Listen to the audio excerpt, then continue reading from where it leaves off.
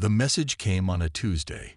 Jack Bennett was drinking his third cup of coffee when the computers at NASA's Deep Space Communication Array started beeping. At first, he thought it was a system error. False signals happened all the time. But this one was different. This one had a pattern.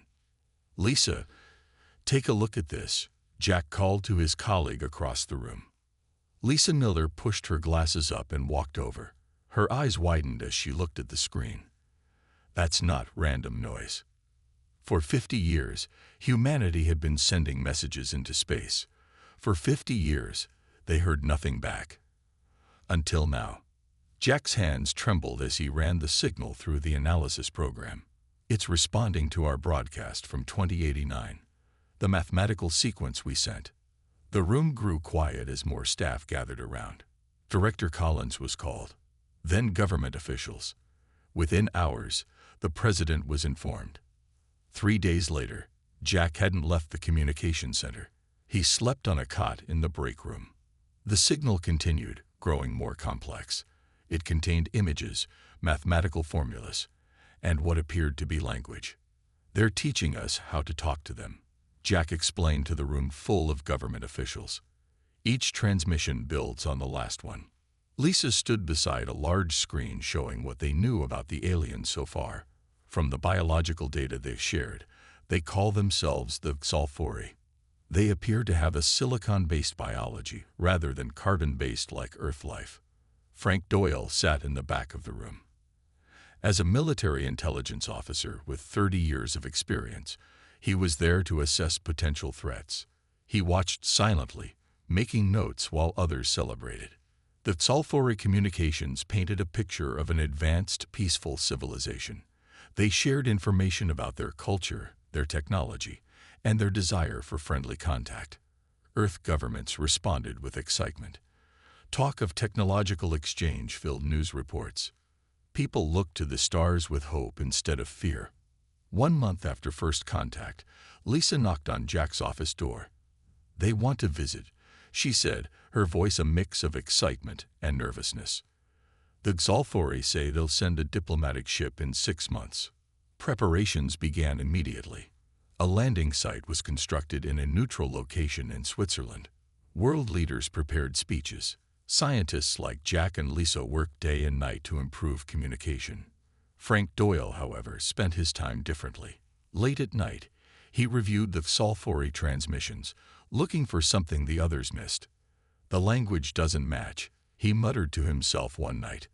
The way the aliens described peace seemed off, somehow mechanical.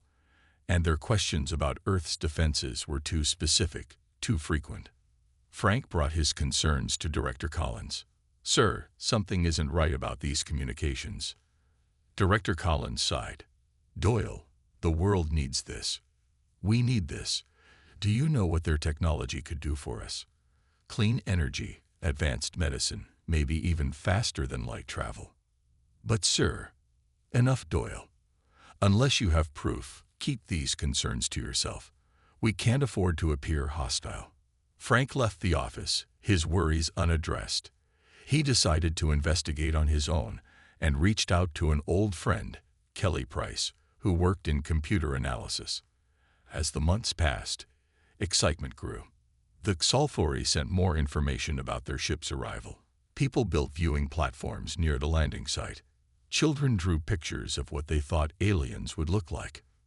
5 months after first contact, Jack made a breakthrough in translation. He could now understand about 70% of the Xalfori language.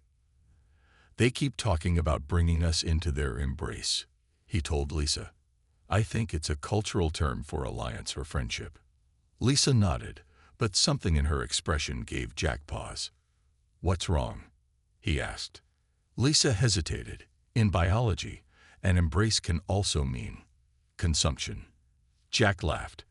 "Good thing we're not dealing with biology then." Outside, people looked up at the stars with wonder, unaware that Frank Doyle was gathering evidence that humanity's first alien contact might not be as peaceful as everyone hoped. 6 months after first contact, the day finally arrived.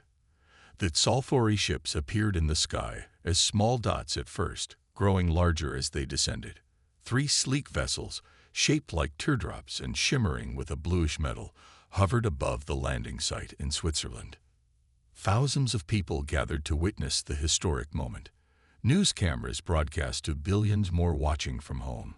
Jack and Lisa stood in the VIP section, along with world leaders and other important scientists. "I can't believe we're actually meeting aliens," Lisa whispered, her voice shaking with excitement. Jack nodded, too overwhelmed to speak. His translation work had earned him a place at the first official meeting. The largest ship lowered to the ground. A doorway appeared in its smooth surface. Everyone held their breath. The Xalfori emerged. They were tall, nearly 7 feet, with 4 arms and skin that seemed to shift colors like oil on water. Their heads had no visible eyes, just a series of small openings that Jack knew were sensory organs. Samantha Walsh, chosen as Earth's ambassador, stepped forward. She wore a simple white suit, meant to show peaceful intentions. "On behalf of all humanity, I welcome you to Earth," she said, her voice steady despite her nerves. The lead Xalfori moved forward. It spoke in a series of clicks and whistles. Jack's translation device converted the sounds. "We bring greetings from the Xalfori Dominion. We are pleased to begin this new relationship." The meeting went perfectly. The Xalfori presented gifts of technology. Small devices that could clean water instantly, metals stronger than anything on Earth, and medical tools that could scan the body for disease in seconds. In return, Earth offered art, music, and samples of Earth foods. The Xalfori seemed particularly interested in human history books and maps. Over the next few weeks, more Xalfori ships arrived. They established a base near the landing site, which they called an embassy. They requested permission to set up smaller outposts around the world to better understand Earth's diverse environments. Most governments quickly agreed. Frank Doyle watched all this from his small office at the Pentagon. His wall was covered with notes and pictures, connected by red string. He picked up his secure phone and called Kelly Price. "Did you find anything?" he asked when she answered. "Yes," Kelly's voice sounded tense. "I've been monitoring the data transmissions from the Xalfori ships like you asked. There's a lot of hidden information in their signals. They're mapping everything. Military bases, power plants, water supplies." Frank rubbed his forehead. "That could still be innocent. Visitors wanting to learn about us." "There's more," Kelly continued. "Last night, I decoded part of a message sent to somewhere beyond our solar system. Frank, they referred to Earth as the target." Frank's blood went cold. "Are you sure about the translation?" "As sure as I can be with alien language." "What do we do?" "We need proof that will convince people." Frank said, "Meet me tomorrow. Bring everything you have." The next day, Frank and Kelly took their evidence to General Harris. The general listened carefully, his face growing more concerned with each slide of their presentation. "This is disturbing," General Harris admitted when they finished. "But it's not definitive. The president is meeting with the Xalfori ambassador tomorrow. I'll make sure your concerns are raised." But the meeting never happened. That night, Samantha Walsh was invited aboard the main Xalfori ship for a special ceremony. She went with an honor guard of 6 soldiers. When they didn't return after 3 hours, calls were made. The Xalfori claimed there was a cultural misunderstanding about time. They promised Samantha would return soon. She did return, the next morning. But she was different. She smiled too much. Her words supported everything the Xalfori wanted. When Frank saw her on television, announcing expanded Xalfori access to sensitive locations, he knew something was very wrong. "They'd done something to her," he told Kelly over their secure line. "We're out of time." That night, Frank's worst fears came true. As most of humanity slept, the real first contact began. The attack began at 3:17 a.m. Eastern Standard Time.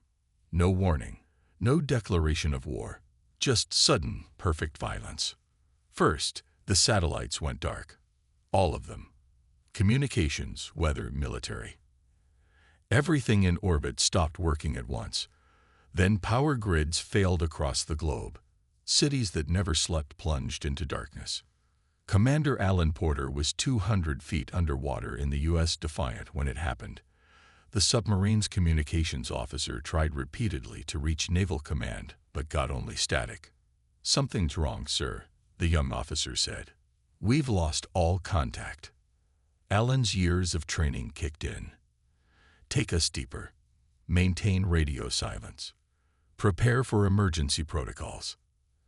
As the submarine descended into the ocean's depths, Alan had no way of knowing that the world above was changing forever. In a small airplane over the Rocky Mountains, Susan Carter was on a night flight to visit her parents. She saw the flashes first, brilliant bursts of light in the distance where major cities stood. Then her instruments went crazy.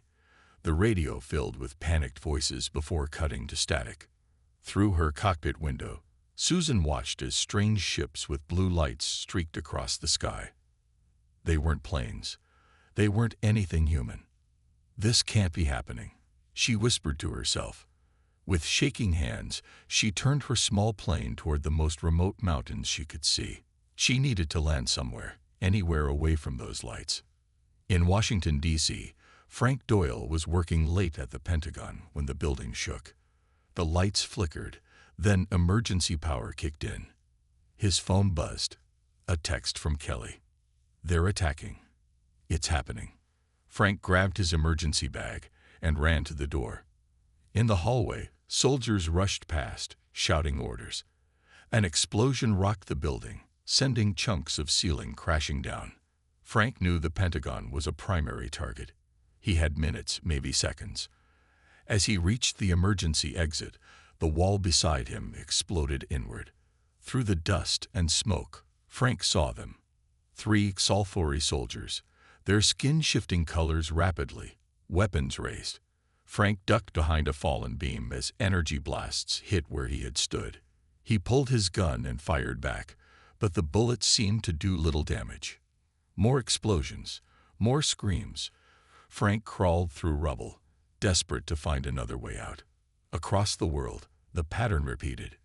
Military bases, government buildings, power plants, water treatment facilities, all precisely targeted. The Sulfuri had spent months mapping Earth's weaknesses, and now they exploited everyone.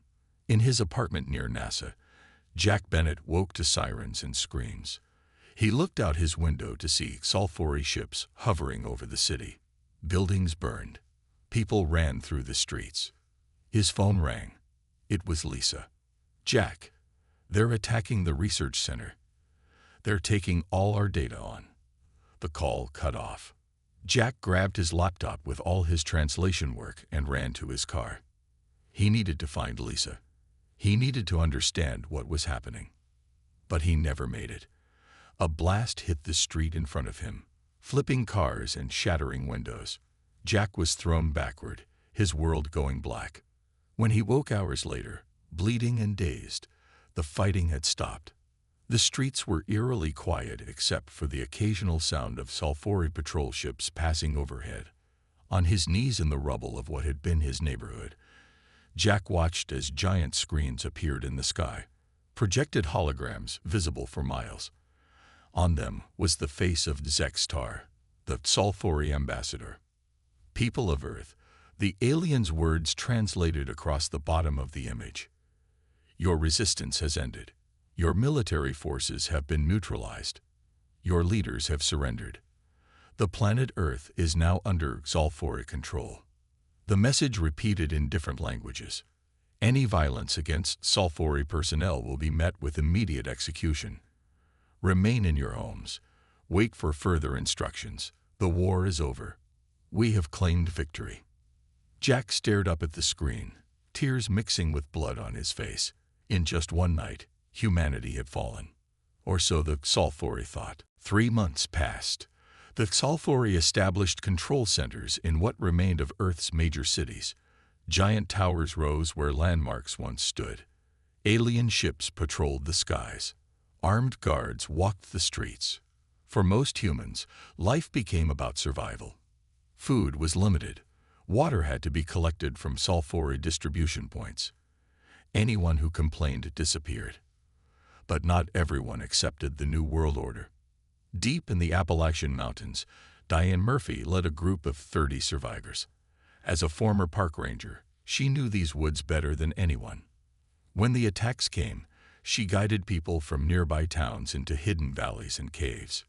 "We need more medicine," Steve, a former nurse, told her during their morning meeting. "The children are getting sick." Diane nodded. "We'll send a team to the abandoned clinic tomorrow night." Their camp was simple but efficient. Solar panels hidden under tree branches provided minimal power. Rainwater collection systems gave them clean water. Hunters brought in game. They survived, day by day, hidden from alien eyes. 2,000 miles away, in the ruins of what was once Silicon Valley, Paul Green worked in a basement lab. Before the invasion, he'd been a software engineer at a tech company. Now he was trying to understand alien technology. On his workbench sat a broken piece of a sulfuri weapon. He had been studying it for weeks, carefully taking it apart, documenting every component. "Any progress?" asked his friend Carl, entering the room with 2 bowls of soup. Paul rubbed his tired eyes. "Maybe. Their tech isn't as advanced as we thought. It's just different. They use elements we've never seen before, but the principles are similar to ours. Can you make it work?" "Not yet, but I'm getting closer." Paul's group was smaller than Diane's, just 12 people hiding in the forgotten basement of a destroyed office building. They survived by scavenging and staying invisible. Beneath the Pacific Ocean, Commander Alan Porter and the crew of the U.S. Defiant had turned their submarine into a mobile base. After the initial attack, Alan had kept the sub deep underwater, moving constantly to avoid detection. "Sonar showing all clear, sir," reported his officer. "No sulfuri vessels within range." Alan studied the maps spread out on the table. "Take us up to communications depth at 200 hours. We'll broadcast on the old frequencies again." In the weeks after the invasion, Alan had discovered that very old radio technologies, the kind that had been obsolete for decades, weren't monitored by the sulfuri. His crew had built a makeshift radio system that used these frequencies. Every few days, they surfaced briefly to send out a simple message: "Humanity survives. You are not alone." Most of their broadcasts went unanswered, but sometimes, rarely, they received replies. A group in Australia, another in Brazil, small pockets of resistance, just like them. In the European Alps, William Scott led 50 survivors. As a former NATO strategist, he had recognized the patterns in the sulfuri attack and evacuated his village before the aliens arrived. "Their patrols are predictable," he told his security team as they gathered around a map. "They pass the valley at the same time every day. They never change their routes." "Overconfident," said Maria, his second in command. "They think they've won." William nodded. "And that's their mistake." None of these groups knew about the others. Each thought they were among the last free humans. Each focused simply on staying alive. But things were changing. Paul's group had begun to understand sulfuri technology. Diane's people had mapped the alien patrol patterns in their region. Alan's submarine had established a crude communication network. William's team had started collecting weapons. The sulfuri believed the war was over. They had declared victory and expected submission. Their reports back to their homeworld spoke of a conquered planet, ready for colonization. They didn't notice the small things: missing supplies, damaged sensors, brief, unexplained power fluctuations, tiny acts of defiance that were growing more coordinated. Because the aliens had forgotten something important about the species they had defeated, something they would soon learn. Humans never stay defeated for long. The rain fell hard in the mountains. Diane and 4 of her best scouts moved silently through the wet forest. Ahead of them, the lights of a small sulfuri outpost glowed in the darkness. 3 guards on the perimeter, whispered Eddie, looking through night vision binoculars. 2 more inside, probably. Diane nodded. Remember, we need supplies and information. No unnecessary risks. They had done this before. Quick raids on small alien facilities. Each time, they took only what they needed and disappeared back into the wilderness. But this night was different. As they approached the outpost, they noticed something strange. The Sulfuri ship parked nearby was damaged. One side had a large dent, and sparks occasionally flickered from an open panel. It crashed, Diane realized. Recently, they watched as the aliens moved around the outpost. Their normally smooth movements seemed awkward. One leaned against a wall, clearly injured. Change of plan, Diane told her team. We're taking that ship. Using the rain as cover, they moved closer. The team split up, surrounding the small outpost. On Diane's signal, they threw homemade smoke bombs over the fence. Confusion erupted among the aliens. The team moved in quickly. They had learned that while Sulfuri weapons were advanced, the aliens themselves weren't physically stronger than humans. In close combat, trained humans had the advantage. 10 minutes later, the outpost was secure. 3 aliens were dead. 2 more were tied up. Eddie, get that ship open, Diane ordered. Steve, check if there's anything useful in their computers. While the others worked, Diane studied the captured aliens. Their skin colors shifted rapidly, a sign of stress, she had learned. One of them spoke, the translator device on its chest converting its clicks into English. You fight without honor, it said. The conflict is resolved. Victory was declared. Diane frowned. Just because you say you won doesn't mean the war is over. The alien's skin turned a solid blue. Confusion. Victory was declared. It repeated. By our laws of war, the conflict is finished. Before Diane could respond, Jack Bennett stepped forward. After the initial attack, he had wandered for weeks before finding Diane's group. His knowledge of the Sulfuri language had made him valuable. Wake, he said. Let me talk to them. Jack kneeled in front of the aliens and spoke directly in their language, a series of clicks and whistles he had practiced for months. The aliens responded, their skin shifting to purple, surprise. After a few minutes of conversation, Jack turned to Diane, his face showing amazement. They don't understand why we're still fighting, he explained. In their culture, once a side declares victory and the other side stops immediate resistance, the war is considered over. Forever. The defeated are expected to accept their new role. That's ridiculous, Diane said. No one just gives up because someone says they won. They do, Jack pointed to the aliens. Their entire species does.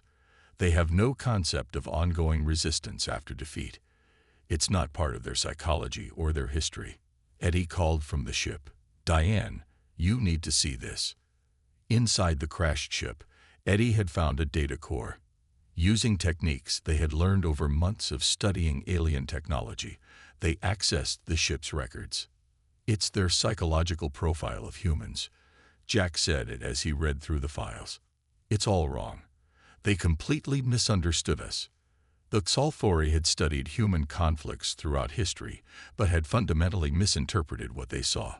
They believed that human surrenders were permanent, that defeated populations accepted their new status forever. They don't understand resistance movements, Jack continued. They don't understand guerrilla warfare or rebellion. They think once they won the initial battle, we would simply give up. Diane looked at the captured aliens, then at the files on the screen. A slow smile spread across her face. So they think the war is over, she said, but we haven't even started fighting back yet. For the first time since the invasion, Diane felt real hope. The Sulfuri had a weakness after all. They didn't understand humanity's greatest strength, the refusal to accept defeat. Information traveled slowly in the occupied Earth. It took weeks for Diane's discovery to reach the other resistance groups. They used old radios, hand-delivered messages, and even Morse code tapped through water pipes to spread the word. William Scott was the first to develop a real strategy. We need to use their weakness against them, he told his team in their mountain hideout. They think we've accepted defeat. They don't expect us to fight back in an organized way. He pointed to a crude map on the wall showing known Sulfuri positions in Europe.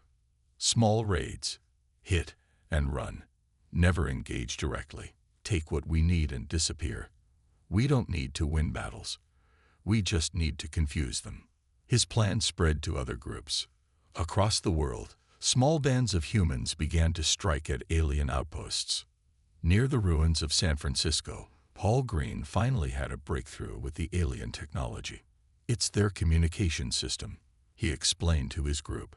They use a type of quantum signaling. I can't replicate it, but I think I can disrupt it. Using pieces from dozens of broken devices, Paul built a small transmitter. When activated, it created interference that blocked Sulfuri communications within a mile radius. It doesn't last long, he warned. Maybe 5 minutes before they can adjust. But 5 minutes might be enough. In the Pacific Ocean, Commander Porter's submarine received a transmission from Australia. We've captured their weapons, the crackling voice said over the old radio. Found a weakness in the power cells. They overheat if fired continuously for 30 seconds. Porter shared this information with every resistance group they could reach. Soon, humans were ambushing alien patrols and forcing them to fire until their weapons failed. In the Sulfuri command center that had once been New York City, Supreme Commander Krulvor was growing concerned. The human resistance is becoming problematic, he told his officers. Supplies are being stolen. Outposts are being attacked. Communications are experiencing interference. One of his officers displayed a holographic map showing incident locations. The attacks appear random, the officer said. Small groups acting independently. They are like pests. Annoying, but not a serious threat. Krulvor wasn't convinced. Increase patrols in all sectors. Any humans engaging in hostile acts are to be terminated immediately. But the Sulfuri still didn't understand what they were facing. They increased patrols but kept them on the same routes. They reinforced outposts but didn't change security protocols. They continued to believe they were dealing with the last desperate actions of a defeated species. In Diane's mountain camp, Jack Bennett worked day and night to translate all the files from the captured ship. He found something unexpected. They're withdrawing forces, he told Diane. According to their standard conquest protocol, once victory is declared, most military forces return home. Only a small occupation force remains. Diane couldn't believe it. They're reducing their numbers, even with our attacks. Jack nodded. They don't see our resistance as a war. To them, it's just criminal activity. Not worth keeping their full military here. This news changed everything. If the aliens were withdrawing forces, the remaining occupation would be vulnerable. Meanwhile, Frank Doyle had survived the attack on the Pentagon. With severe burns and a broken leg, he had been rescued by civilians and hidden in a basement. Now recovered, he was training people to fight. Keep your movements small. He instructed a group of 20 civilians in an abandoned warehouse. They track large heat signatures. Groups of more than 30 people get noticed. Frank had once been skeptical of ordinary people's ability to fight. Now he watched as office workers, teachers, and store clerks transformed into guerrilla fighters. Kelly Price worked alongside him, having developed a system to intercept and decode Sulfuri communications. They're confused, she told Frank after listening to the latest transmissions. They keep asking their commanders why the humans haven't accepted the new order. They don't understand why we keep fighting. Frank smiled grimly. They're about to learn the hard way. Across Earth, the resistance was growing stronger. The Sulfuri had made a fatal error. They had claimed victory without understanding the most important rule of conquering humanity.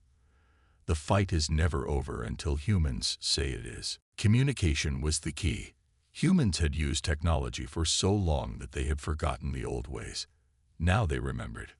Runners carried messages between camps. Mirrors flashed signals across valleys. Old telegraph lines were repaired and used to tap out code. Radio operators used frequencies so old that the Xalfori didn't monitor them. Slowly, the scattered resistance groups found each other. Knowledge was shared. Resources were pooled. A loose network formed, called the Ghost Web, by those who used it. One day, a woman arrived at Diane's mountain camp. She was thin and tired, her clothes worn from travel, but she carried herself with authority. "My name is Samantha Walsh," she said. "I was Earth's ambassador to the Xalfori." People gathered around her, suspicious. Everyone knew Samantha Walsh had supported the aliens after the invasion. "They controlled me," she explained, "a device in my brain. But it failed during an electrical storm. I've been running ever since." Jack examined her and found a small scar behind her ear where something had been removed. "It's true," he confirmed. "The control device was there. She cut it out herself." Samantha had valuable information. She had been inside the aliens' command structure, had seen their plans, knew their weaknesses. "They're colonizers, not conquerors," she told them. "They want Earth for its resources, but they don't want to govern us long-term. Their plan is to reduce us to a small, controlled workforce."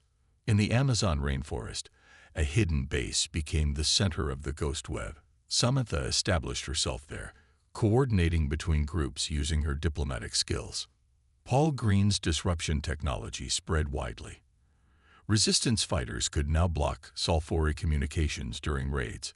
What started as minor annoyances for the aliens became serious problems. Commander Porter's submarine became a mobile command center.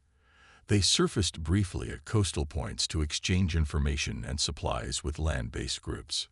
During one such meeting on the coast of Africa, Porter met with local resistance leaders. "The Xalfori are reducing their forces," he confirmed. "Our sonar has tracked 15 large ships leaving Earth orbit in the past month. The aliens believed the human resistance was failing.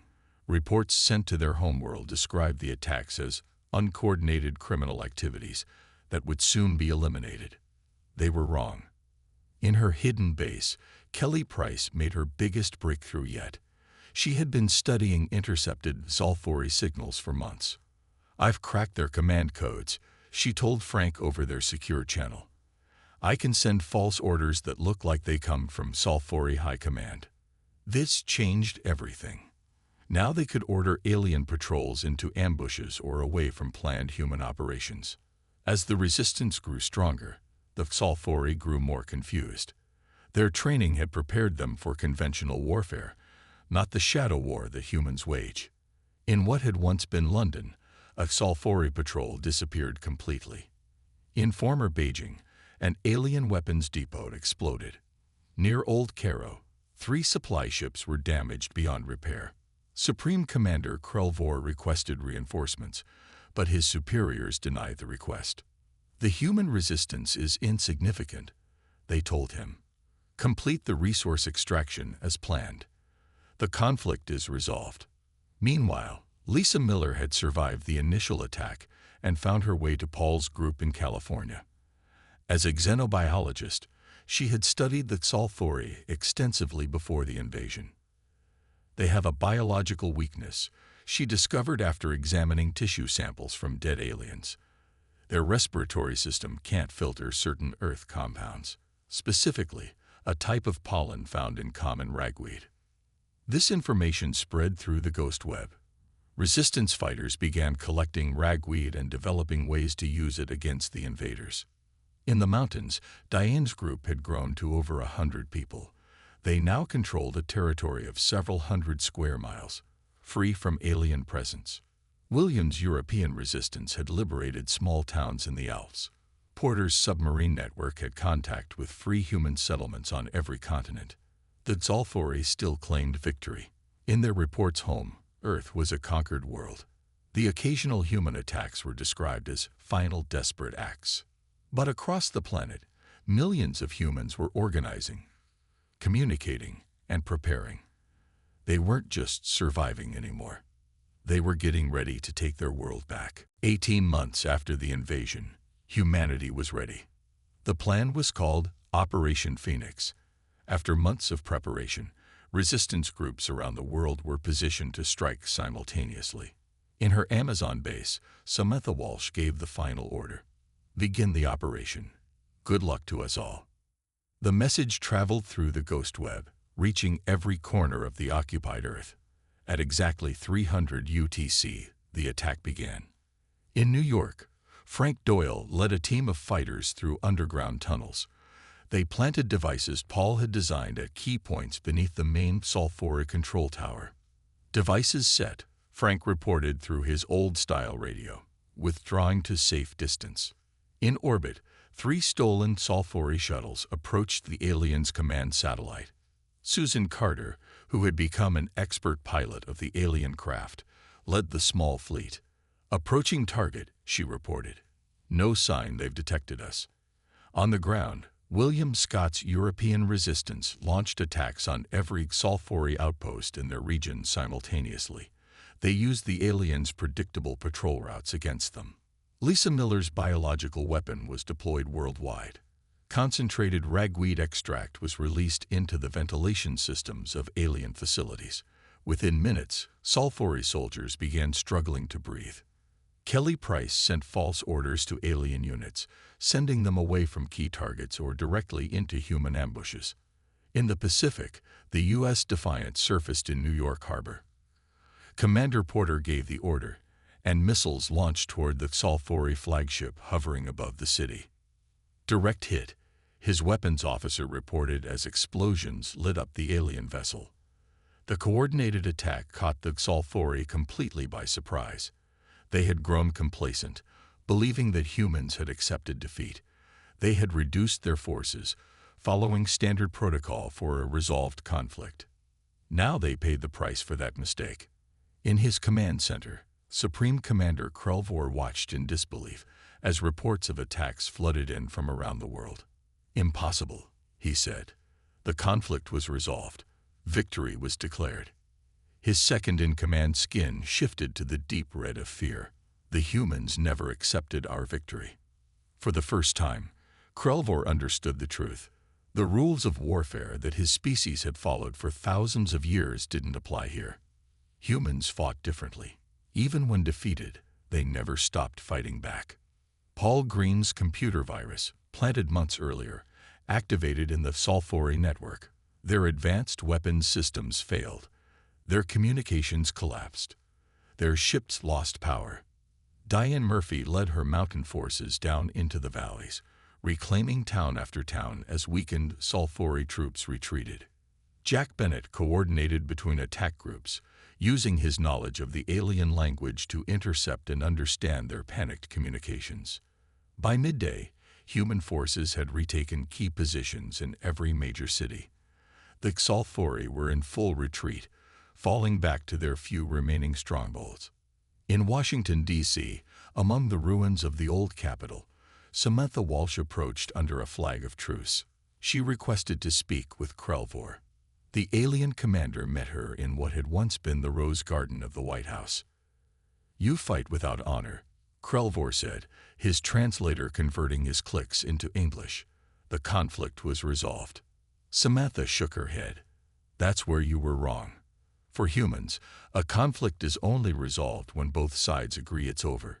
You declared victory, but we never accepted defeat." She handed him a tablet showing the status of the battle. Sulfuri forces were surrendering worldwide. Their ships were disabled or destroyed. Their command structure had collapsed. "These are our terms," Samantha said. "Complete withdrawal from Earth. Return of all captured humans. Reparations for the damage done." Krelvor's skin turned the blue of confusion, then the green of acceptance. "How did this happen? We controlled your world." "You controlled our cities and our infrastructure," Samantha corrected him. "But you never controlled our spirit. Humans have been fighting against overwhelming odds throughout our entire history. It's what we do best." As the remaining sulfuri ships lifted off from Earth, Krelvor took one last look at the planet they had thought was conquered. They had claimed victory over humanity, but they had forgotten the first rule. Humanity never accepts defeat. Not really. Not ever. And that was a lesson the sulfuri would never forget.